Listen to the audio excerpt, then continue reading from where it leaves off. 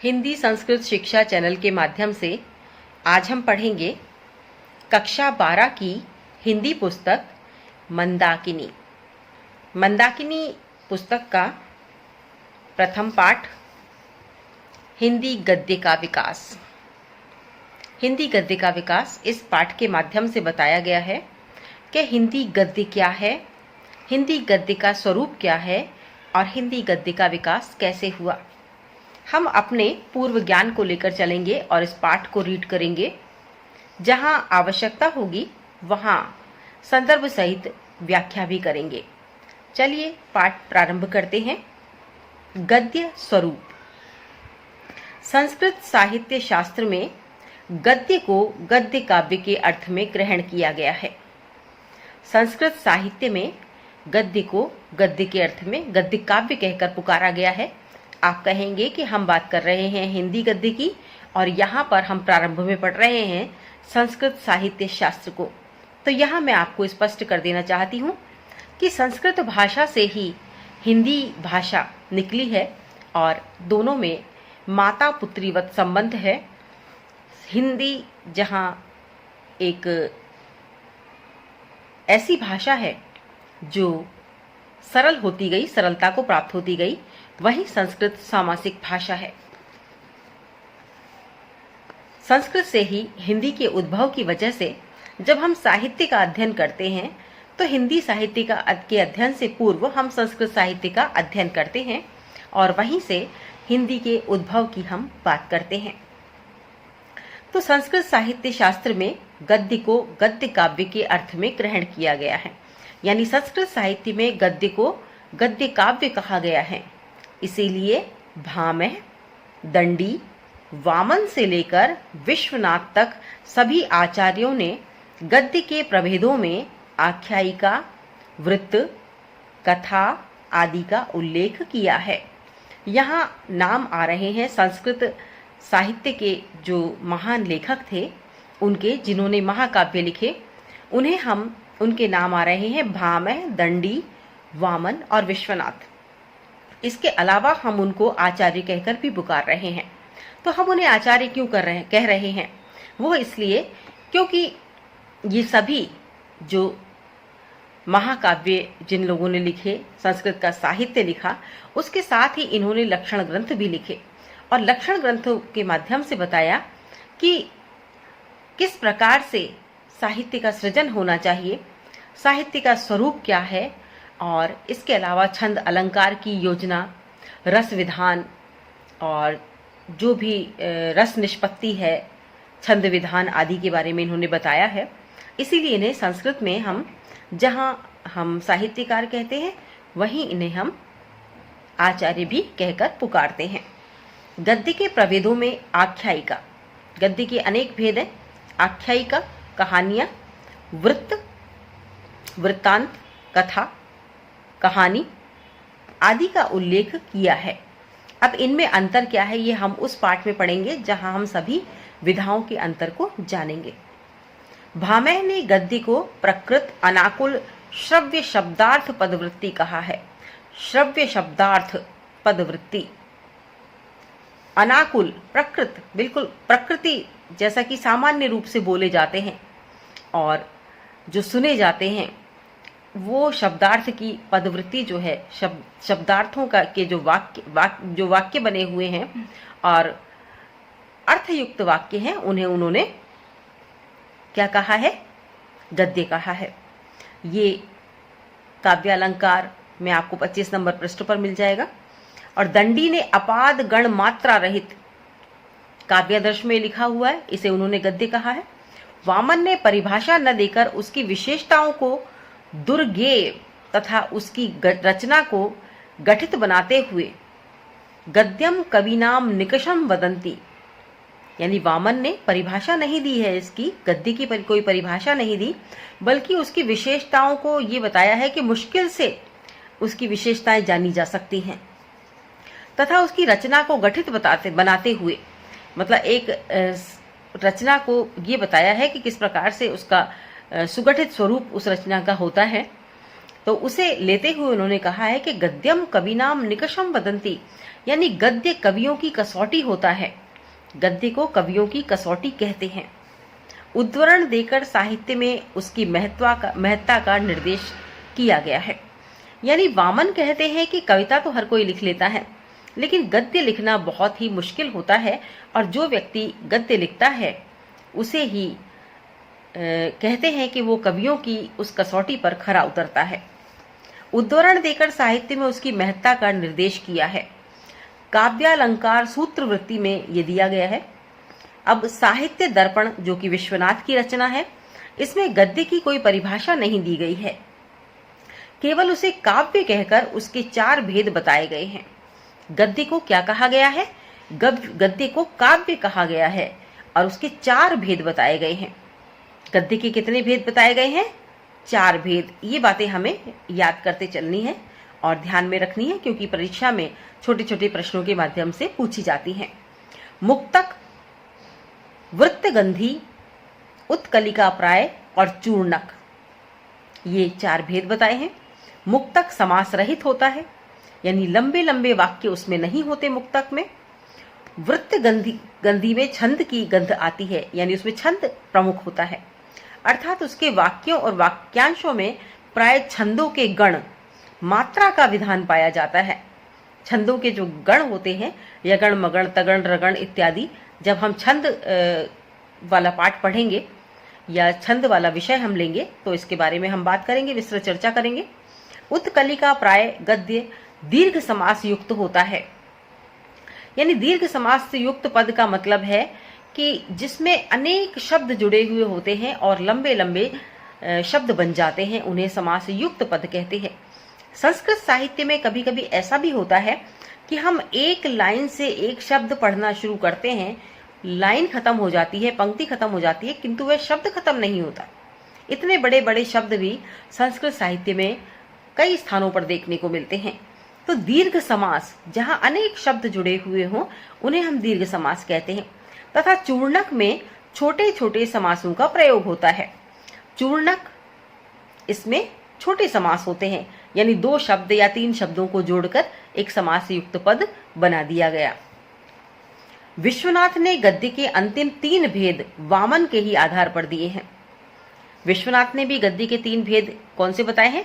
जो वामन ने बताए थे। मुक्तक नाम का भेद वामन ने नहीं किया है।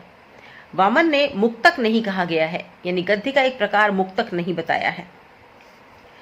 काव्यालंकार सूत्र वृत्ति में गद्य इन भेदों की, जिन्हें शैली का भेद समझना चाहिए, काव्यालंकार सूत्र वृत्ति जो पुस्तक है, इसमें गद्य के इन भेदों की को शैली का भेद समझना चाहिए।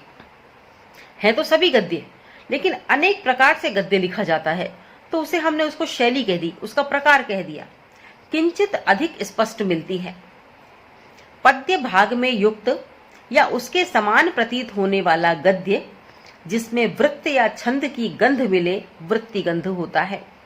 पद्य भाग से युक्त, यानी जिसमें पद्य की भी उसमें बताया गया हो कि पद्य के प्रकार का भी हो वो, और जिसमें वृत्त या छंद, जिसमें छंद समाहित हो, तो उसे हम क्या कहेंगे? वृत्तगंधी होता है, उसे वृत्तगंधी कहेंगे। दीर्घ समास से रहित और ललित पदों से युक्त गद्य चूर्णक कहलाता है। दीर्घ समास से रहित, जिसमें लंबे लंबे शब्द नहीं होते, सामासिक पद नहीं होते और ललित पद होते हैं, यानी बहुत ही सरल सरस सुग्राह्य शब्द होते हैं, उसे हम चूर्णक कहते हैं। तथा इससे विपरीत दीर्घ समास युक्त और उद्धत पदों से युक्त गद्य को उत्कलिका प्राय कहते हैं। तो ये सब जो बताया गया है वो काव्य अलंकार सूत्रवृत्ति में बताया गया है। अब हम बात करते हैं संस्कृत साहित्य शास्त्र में कथा, आख्यायिका आदि के लिए ही गद्य का उपयोग बताया गया है। अब संस्कृत साहित्य में क्या बताया गया है कि कथा, कहानी, कोई हम कथा सुना रहे हैं, या आख्यायिका, कहानी कह रहे हैं जिसमें हम किसी घटना, संदर्भ इत्यादि का वर्णन कह रहे हैं। आख्यान, हम किसी की जो जैसे किसी के विजय का वर्णन कर रहे हैं, तो ये सब गद्य के अनेक प्रकार हैं। तो इनके लिए ही गद्य का उपयोग बताया गया है। कथात्मक साहित्य के अतिरिक्त विचारात्मक लेखन के लिए गद्य के साहित्यिक प्रयोग तथा शास्त्रीय और वैज्ञानिक विषयों के लिए उसके व्यावहारिक प्रयोग की ओर संकेत नहीं किया गया है। यानी गद्य की बात जो कही गई है वो सिर्फ साहित्य के बारे में ही गद्य कहा गया है, बल्कि विचारात्मक लेखन है उसे गद्य नहीं कहा गया, क्योंकि गद्य को गद्य काव्य कहकर पुकारा गया है। तो जो काव्य से रिलेटेड है उसी को गद्य कहा गया है। गद्य की सबसे सरल, व्यापक और सर्वमान्य परिभाषा यही हो सकती है कि जिस पदार्थ युक्त भाषा का साधारण बातचीत में प्रयोग किया जाता है वही गद्य है। यहाँ देखिए एकदम साधारण सी बात कही गई है कि सर्वमान्य परिभाषा यानी सभी के द्वारा जिसे मान लिया गया है, और सरल परिभाषा है, व्यापक परिभाषा जिसे सभी मानते हैं, वह क्या है? वह ये है कि जिस पदार्थ शब्दार्थ युक्त भाषा का हम सभी आपस में प्रयोग करते हैं, साधारण बातचीत करने में प्रयोग करते हैं, जैसे कि आप अपने मित्रों, रिश्तेदारों और भाई बहनों से आपस में वार्तालाप करते हैं, तो वो गद्य के माध्यम से करते हैं, वही गद्य है। और जिस प्रकार से अभी मैं आपसे बात कर रही हूँ, तो ये भी एक गद्य के रूप में ही हम बात कर रहे हैं। इससे भिन्न भिन्न पद्य में असाधारण भाषा का प्रयोग होता है। कहते हैं कि गद्य में साधारण भाषा का प्रयोग होता है, किंतु पद्य में असाधारण भाषा होती है। इसमें विशेष प्रकार के क्रमबद्ध ताल और लय की योजना के लिए वाक्यगत शब्दों के साधारण क्रम में परिवर्तन करना पड़ता है। अब कहते हैं कि गद्य जो होता है उसमें एक क्रम होता है, एक कर्ता, क्रिया, कर्म इत्यादि जो बराबर पद योजना के, वाक्य योजना के हिसाब से चलते हैं। लेकिन जो पद्य होता है, पद्य में इस प्रकार की योजना नहीं होती। पद्य में कोई सा भी शब्द कहीं भी लिख दिया जाता है, आगे पीछे शब्द होते हैं, उन्हें हमें अन्वय करके क्रम से जमाना पड़ता है। उसका अर्थ जानने के लिए अन्वय की आवश्यकता होती है, तो वो पद्य होता है। उसके क्रम में परिवर्तन करना पड़ता है। इसके अतिरिक्त गद्य का लक्ष्य सहज, सरल, सीधे और निश्चित प्रयोजन युक्त भामह के शब्दों में प्रकृति और अनाकुल शब्दार्थ को प्रेषित करना है। यानी कहते हैं कि गद्य का लक्ष्य बहुत ही सरल होता है, सहज होता है और सीधे सीधे और निश्चित रूप में वह बताता है। उसमें कहीं सांकेतिक अर्थ नहीं होता, निश्चित रूप से वह बताता है कि जो सामान्य शब्द है वह किस बात को लक्ष्य करता है, वो निश्चित रूप से इस बात को बताता है। अब भामह इस विषय में क्या कहते हैं? भामह कहते हैं कि प्रकृति और अनाकुल शब्दों को प्रेषित करना है। पद्य का भी व्यवहार निश्चित प्रयोजन के लिए हो सकता है। वस्तुतः प्राचीन भारतीय शास्त्र और विज्ञान के विषय भी पद्य में लिखे जाते थे, परंतु उसमें सर्वत्र शब्दार्थ की सरलता और सीधापन सुरक्षित नहीं रह पाता था, क्योंकि शब्दों की विशिष्ट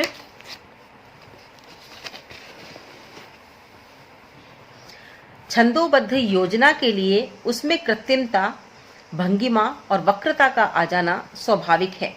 अतः गद्य पद्य का भेद स्पष्ट है। काव्य की सौंदर्य वृत्ति से सर्वथा असंपृक्त रहकर भी दोनों समानुरूप नहीं हो सकते।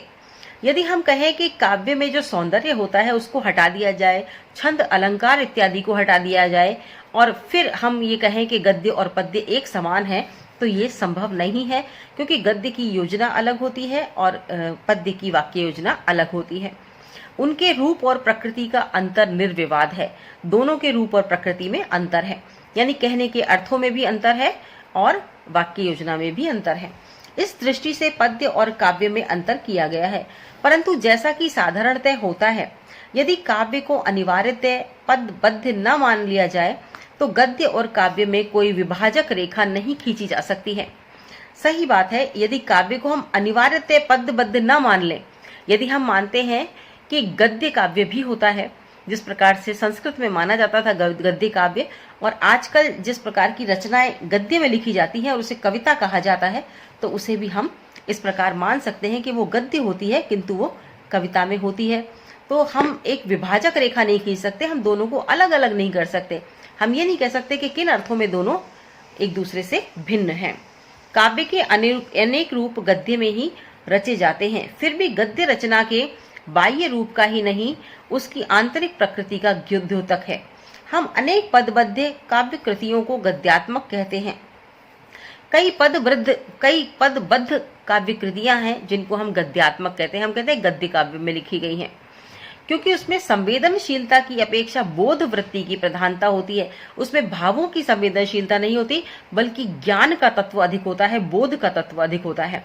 गद्य मुख्यतः बोध, व्याख्या, तर्क, वर्णन और कथा के क्षेत्रों में ही सीमित है। यानी गद्य लेखन जो है वो बोध के अर्थ में है।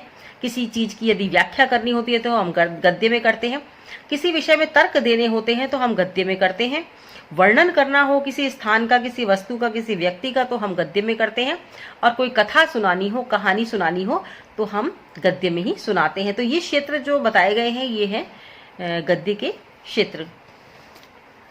अब आता है प्रयोग की दृष्टि से। प्रयोग की दृष्टि से गद्य का साधारण रूप वह है जो व्यावहारिक प्रयोग में आता है। अब कहते हैं गद्य क्या है? गद्य वही है जो साधारण रूप में हम प्रयोग में लाते हैं। कैसे प्रयोग में लाते हैं? दो व्यक्तियों के बीच सामान्य बातचीत से लेकर बड़ी बड़ी गोष्ठियों और सभाओं के कलापूर्ण प्रभावशील भाषणों तक। यानी दो व्यक्ति जब आपस में बातचीत कर रहे होते हैं तो उस बातचीत को यदि हम कलमबद्ध करें या हम उसे प्रतीक चिन्हों के माध्यम से अपनी अभ्यास पुस्तिका में या किसी पुस्तिका में लिखें तो वो गद्य कहलाएगा। और बड़ी बड़ी गोष्ठियों और सभाओं में जो कलापूर्ण प्रभावशाली भाषण जो लोग देते हैं वह भी गद्य के रूप में ही होता है, क्योंकि हम जब सुनते हैं तो हमें नहीं प्रतीत होता, किंतु जब हम इसको लिपिबद्ध करेंगे तो हमें लगेगा कि हाँ वाकई में ये गद्य ही है। कुशल क्षेम संबंधी साधारण पत्र व्यवहार। हम एक दूसरे को पत्र लिखते हैं और साधारण पत्र लिखते हैं। उससे लेकर शास्त्र और विज्ञान के विविध विषयों के विश्लेषक, शास्त्रों के विश्लेषण जो किए जाते हैं, विज्ञान संबंधी जो बातें बताई जाती हैं विस्तार रूप में, उन सब के जो विश्लेषण है, विवेचन है, अनुशीलन है, अनुसंधान पूर्ण प्रबंध है, जो खोज की जाती है, अनुसंधान किए जाते हैं साहित्य में, और अनुसंधान करने के बाद यानी शोध करने के बाद जो लिखा जाता है वह भी गद्य में लिखा जाता है। बड़े बड़े धर्माचार्यों के उपदेशों तथा कथा वाचनों से लेकर चबूतरे पर बैठकर परस्पर गप्प लगाने तक में गद्य के व्यावहारिक स्वरूप का प्रयोग होता है। तो कहते हैं कि बड़ी बड़े जो कथावाचक हैं वो कहानियां सुनाते हैं, कथा सुनाते हैं, धार्मिक कथाएं सुनाते हैं, तो वो भी गद्य होती है। इसके अलावा हम जो व्यावहारिक रूप में प्रयोग करते हैं, हम जब चार जने बैठकर चबूतरे पर आपस में बातचीत करते हैं तो वो भी गद्य के रूप में होती है। इस अनेक रूपों को एक परिभाषा में बांधना भी सरल नहीं है, यानी गद्य के इन रूपों को हम परिभाषा में नहीं बांध सकते हैं। गद्य के बारे में आपने अब तक जो कुछ भी पढ़ा, इसमें साधारण परिभाषा यही है कि दो लोगों की आपस की बातचीत भी गद्य में होती है, और किसी ने यदि कोई भाषण दिया हो या कोई कहानी सुनाई हो, कोई बात रखी हो, कोई घटना का विवरण दिया हो, कोई वृत्तांत बताया हो, तो यह भी गद्य में ही होता है। साधारण जीवन में प्रयोग के साथ ही गद्य का उपयोग रचनात्मक लेखन में भी पूरी तन्मयता के साथ होता है। रचनात्मक लेखन में भी गद्य का उपयोग होता है। अभिव्यक्ति का जितना प्रभावशाली रूप पद्य है उतना ही गद्य भी है। कहते हैं कि अभिव्यक्ति का सबसे प्रभावशाली रूप पद्य को माना जाता है, किंतु ऐसा नहीं है। जहां पद्य में हम अपनी अभिव्यक्ति कर सकते हैं, वहीं गद्य में भी अभिव्यक्ति के अनेक पक्ष उजागर होते हैं। बहुत सी बातें ऐसी होती हैं जो हम कविता के माध्यम से लाक्षिक तौर पर कह सकते हैं, किंतु बहुत सी बातें ऐसी होती हैं जिनमें स्पष्टता की आवश्यकता होती है, उन्हें हम कविताओं के माध्यम से नहीं कह सकते, बल्कि उसे कहने के लिए, उसे समझाने के लिए हमें गद्य की ही आवश्यकता होगी। इतना ही नहीं, विश्व में अनेक विषय ऐसे हैं जिनका विश्लेषण तथा अनुशीलन गद्य में ही संभव है। बहुत सारे विषय ऐसे हैं जिनके बारे में हम गद्य में ही समझ सकते हैं। यदि हम कविताएं बनाकर उन विषयों को समझाएं तो कोई भी उसे नहीं समझेगा और अनेक पक्ष उसमें अछूते रह जाएंगे। इसीलिए गद्य हमारे सांस्कृतिक जीवन की पहचान बन गया है। आधुनिक काल में पूर्व हिंदी में गद्य इतना कम तथा अविकसित दशा में मिलता है कि उसे प्राय नगण्य सा समझा जाता है। आधुनिक काल से पूर्व जो हिंदी थी उसमें अधिकतर लोगों ने पद्य रचनाएं की, गद्य रचना बहुत कम लोगों ने की। इसीलिए कहा जाता है कि वो नगण्य रूप में मिलता है। पुराने समय में हिंदी में गद्य का विकास क्यों नहीं हो पाया, इसका कारण खोजने का प्रयास विद्वानों ने किया है। जब शुरू में हिंदी भाषा का प्रचलन हुआ तो लोगों ने कविताएं ही लिखी, गद्य क्यों नहीं लिखा, इसका जो कारण है वो विद्वानों ने खोजा है। तो कुछ लोगों का मानना है कि भारत की लगभग हर भाषा के साहित्य का आरंभ पद्य रचना से ही हुआ है। वास्तव में ये बात बहुत सटीक और सत्य है कि भाषा साहित्य का जो भी आरंभ हुआ वो कविताओं के माध्यम से हुआ, पद्य रचना के माध्यम से हुआ।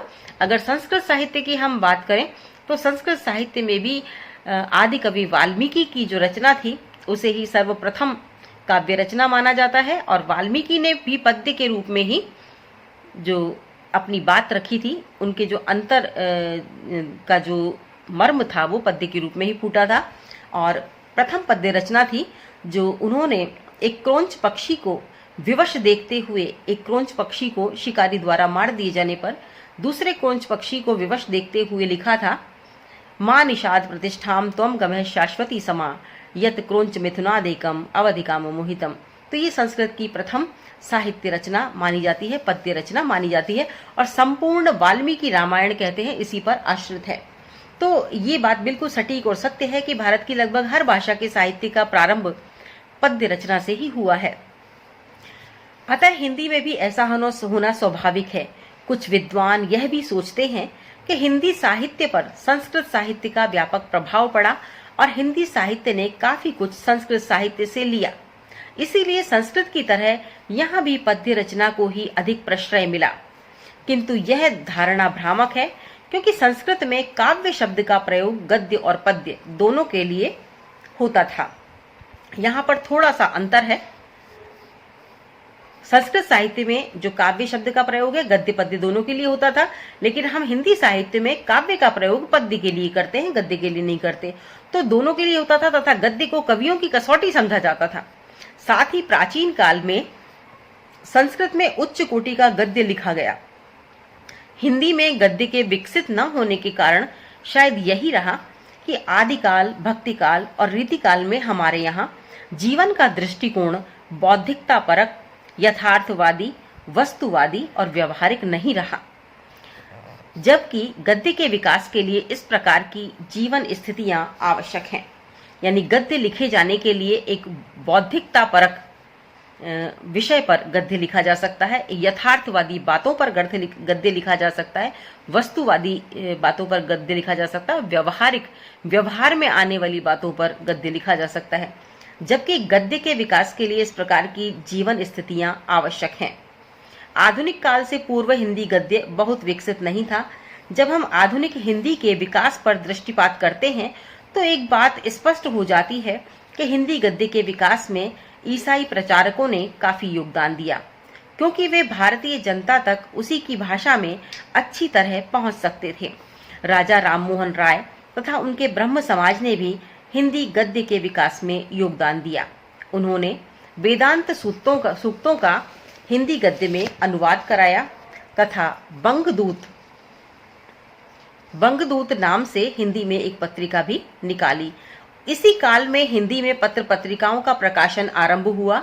1826 ईस्वी में पंडित जुगल किशोर शुक्ल के संपादकत्व में हिंदी का प्रथम पत्र उदंत मार्तंड नाम से कानपुर से प्रकाशित हुआ। इसको आप बहुत ही अच्छी तरह से याद कर लीजिए। 1826 में उदंत मार्तंड नामक पत्र निकला, जो कि पहला पत्र था, और इसके संपादक थे जुगल किशोर शुक्ल। इसी परंपरा में बनारस अखबार राजा शिव प्रसाद के संपादकत्व में, इसी परंपरा में जब बनारस अखबार निकला तो उनके संपादक थे राजा शिव प्रसाद।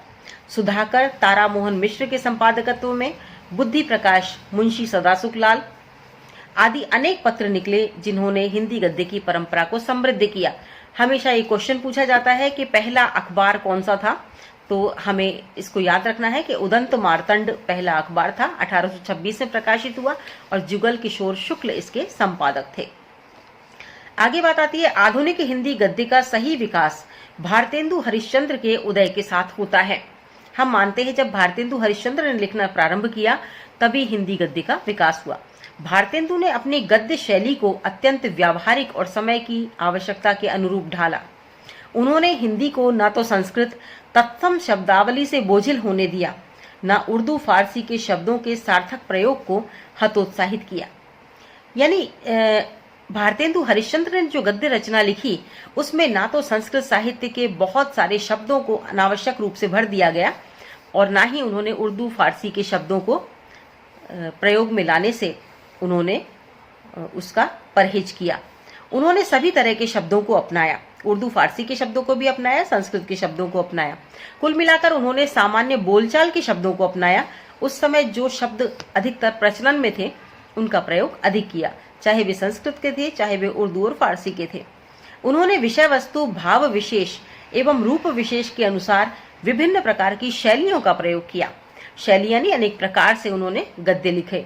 प्रणय, विरह या शोक के प्रसंगों में उनकी शैली अत्यंत कोमल, मधुर हो जाती है, तो हास्य के प्रसंगों में चुलबुलेपन से युक्त हो जाती है। वस्तुतः भारतेंदु भाषा के मर्म को समझने वाले प्रतिभाशाली रचनाकार थे तथा उसे विषय, भाव एवं प्रसंग के अनुसार ढालने में माहिर थे। यानी विषय, भाव और प्रसंग के अनुसार भाषा को ढाल देना, यही गद्य का सौंदर्य कहा जा सकता है। भारतेंदु जी के समकालीन में राजा शिव प्रसाद सितारे हिंद, राजा लक्ष्मण सिंह ऐसे लेखक रहे हैं जिन्होंने हिंदी गद्य के विकास में महत्वपूर्ण योगदान दिया। भारतेंदु हरिश्चंद्र के साथ हिंदी गद्य के विकास में जिनका योगदान रहा वे थे राजा शिव प्रसाद सितारे हिंद की उपाधि उनको प्राप्त थी, राजा लक्ष्मण सिंह। अब बात आती है भारतेंदु युग की। तो भारतेंदु युग के अन्य लेखकों में देवकी नंदन खत्री, बाल मुकुंद गुप्त, बाल कृष्ण भट्ट, प्रताप नारायण मिश्र, श्रीनिवास दास, राधा कृष्ण दास, राधा चरण गोस्वामी, बद्री नारायण चौधरी प्रेमधन, श्रद्धाराम फिल्लौरी, किशोरीलाल गोस्वामी, लज्जाराम मेहता आदि ने उल्लेखनीय रचना कर्म एवं हिंदी गद्य की परंपरा को समृद्ध किया। इन सभी लेखकों के नाम आपको याद कर लेने हैं कि भारतेंदु युग के जो लेखक थे वो कौन कौन से थे। देवकी नंदन खत्री थे, बाल मुकुंद गुप्त, बालकृष्ण भट्ट, प्रताप नारायण मिश्र, श्रीनिवास दास, राधा कृष्ण दास, राधा चरण गोस्वामी, बद्री नारायण चौधरी प्रेमधन, श्रद्धाराम फिल्लौरी, किशोरीलाल गोस्वामी, लज्जाराम मेहता आदि जो थे वो भारतेंदु युग के गद्यकार थे और हिंदी गद्य की परंपरा को इन्होंने समृद्ध किया। इन लेखकों ने गद्य की अनेक विधाओं में लिखा और हिंदी के प्रचार प्रसार को अपने रचना कर्म का लक्ष्य भी बनाया। उन्होंने हिंदी का प्रचार प्रसार भी व्यापक किया। उस काल में देवकी नंदन खत्री के चंद्रकांता तथा चंद्रकांता संतति का प्रकाशन एक महत्वपूर्ण घटना थी। ये एक ऐसा उपन्यास था देवकी नंदन खत्री जी का जिस पर कई टीवी सीरियल बने, फिल्म बनी, और ये चंद्रकांता और चंद्रकांता संतति जो कि अय्यारी पूर्ण उपन्यास था बहुत ही प्रचलित हुआ था और इसे एक महत्वपूर्ण घटना इसीलिए मानी जाती थी क्योंकि ये बहुत ही अच्छा उपन्यास था और प्रचलित बहुत हुआ था। इसने बहुत अधिक प्रसिद्धि प्राप्त की थी और आज भी हम देखते हैं तो टीवी पर चंद्रकांता इत्यादि जो सीरियल आते हैं वो देवकी नंदन खत्री के उपन्यास चंद्रकांता पर आधारित हैं। बाल मुकुंद गुप्त, बालकृष्ण भट्ट तथा प्रताप नारायण मिश्र ने उच्च कोटि के निबंध लिखकर इस विधा को गरिमा प्रदान की। इस काल में हिंदी के गद्य के विकास में आर्य समाज आंदोलन की महत्वपूर्ण भूमिका रही। इस आंदोलन ने धर्म, समाज, शिक्षा, साहित्य आदि क्षेत्रों में वैचारिक क्रांति की। आर्य समाज ने उत्तर भारत की बौद्धिक चेतना को झकझोर दिया। बौद्धिक चेतना का संबंध गद्य से सीधा होता है क्योंकि विचार विमर्श, तर्क वितर्क, चिंतन मनन, जो कुछ भी हम सोचते हैं, जो कुछ भी हम कहते हैं, बातचीत करते हैं, ये सब हमारे बौद्धिक प्रयास होते हैं, तो वे गद्य में ही संभव होते हैं, पद्य में नहीं। स्वयं दयानंद सरस्वती ने अपना सत्यार्थ प्रकाश नामक ग्रंथ हिंदी में लिखा जिसमें उन्होंने वैदिक धर्म की व्याख्या के बाद विभिन्न वेद विरोधी धर्म संप्रदायों का खंडन किया है। यहाँ हम कहना चाहते हैं कि आर्य समाज ने अपने सुधार कार्यों के माध्यम से हिंदी गद्य के विकास में योगदान दिया। आर्य समाज के प्रभाव के कारण ही हिंदी के अनेक जो जीवन चरित्रों, इतिहास ग्रंथों, साहित्यिक ग्रंथों, धार्मिक ग्रंथों एवं शास्त्रीय ग्रंथों का प्रणयन हुआ। आर्य समाज के प्रभाव से ही हिंदी में अनेक पत्रिकाएं प्रकाशित हुई। यानी आर्य समाज का हिंदी गद्य साहित्य के विकास में बहुत ही विशिष्ट योगदान माना जाता है क्योंकि अनेक प्रकार से जो रचनाएं लिखी गई वो आर्य समाज के काल में ही लिखी गई और आर्य समाजियों ने अनेक पत्र पत्रिकाओं का प्रकाशन भी किया जिससे हिंदी का प्रचार प्रसार हुआ। अब बात आती है हिंदी गद्य के क्षेत्र में आचार्य महावीर प्रसाद द्विवेदी की। इन्हें भी एक स्तंभ मानते हैं हिंदी गद्य के विकास का। तो हिंदी गद्य के क्षेत्र में आचार्य महावीर प्रसाद द्विवेदी ने नई गति प्रदान की। हिंदी का प्रचार प्रसार तथा हिंदी के स्वरूप का स्थिरीकरण जैसे द्विवेदी जी के जीवन का लक्ष्य था। उन्होंने 1900 में सरस्वती पत्रिका का प्रकाशन आरंभ किया। एक समय सरस्वती पत्रिका भारत की हिंदी चेतना की सबसे सशक्त मंच बन गई। महावीर प्रसाद द्विवेदी ने अपने समकालीन लेखकों को प्रेरित किया और नए नए विषयों पर लिखवाया। उन्होंने इस बात पर बल दिया कि हिंदी की प्रगति तभी संभव है जब उसमें विज्ञान, अर्थशास्त्र, समाजशास्त्र, तकनीकी जैसे विषयों में साहित्य उपलब्ध हो। गद्य के संबंध में उन्होंने एक रूपता, व्याकरण के दोष परिष्कार, शब्दों के उपयुक्त प्रयोग आदि का पूरा ध्यान दिया। यानी उन्होंने ये कहा कि हिंदी की तरक्की तभी हो सकती है, हिंदी गद्य की तरक्की भी तभी हो सकती है जबकि विज्ञान से संबंधित जो ग्रंथ हैं और जो बातें हैं वो भी हिंदी में लिखी जाएं, गद्य में लिखी जाएं। अर्थशास्त्र से संबंधित, समाजशास्त्र से संबंधित और तकनीकी विषय जो हैं वो हिंदी गद्य में लिखे जाएं। गद्य के संबंध में उन्होंने कहा कि एक रूपता होनी आवश्यक है। यानी जो हिंदी भाषा थी उस समय जिस प्रकार की चल रही थी उसमें एक रूपता नहीं थी, लिपि की भी एक रूपता नहीं थी। तो वे कहते थे कि लिपि में भी एक रूपता होनी चाहिए और शब्दों में भी होनी चाहिए। ऐसे शब्द होने चाहिए जिन्हें सभी क्षेत्रों में सभी लोग समझ सके।